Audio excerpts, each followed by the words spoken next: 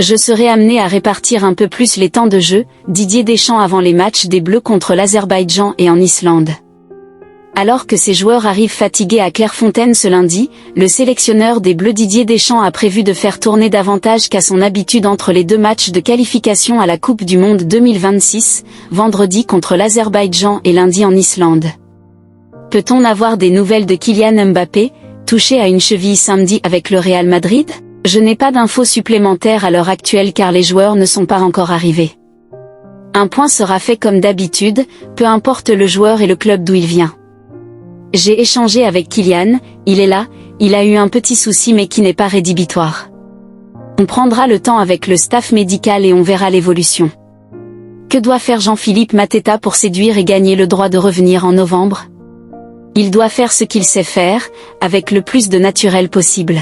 C'est un attaquant axial avec des caractéristiques spécifiques, il a la bonne habitude de marquer des buts avec son club ou avec la sélection olympique. C'est un grand moment pour lui, il sera concerné comme les autres par les matchs que nous avons.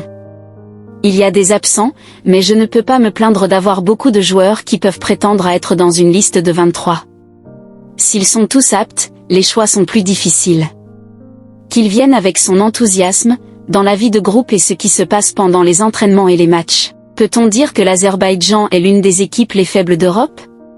Au classement FIFA, il y en a des plus faibles, 124e, devant 11 autres équipes européennes, mais bien évidemment, elle ne fait pas partie des meilleures nations.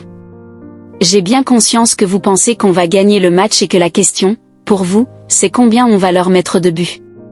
Il ne faut pas les prendre à la légère, les sous-estimer. C'est fort probable qu'on soit confronté à un bloc bas, mais ces 3 points sont aussi importants que les 6 qu'on a pris au mois de septembre, et ils doivent nous rapprocher de notre objectif. J'attends des joueurs la même implication.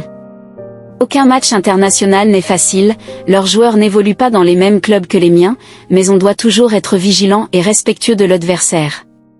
Michael Olise ne recherche pas la lumière, ce n'est pas un bon client pour les médias, mais il a un potentiel énorme. Avez-vous parlé avec Warren Zaïre-Emery, appelé cette fois avec les espoirs?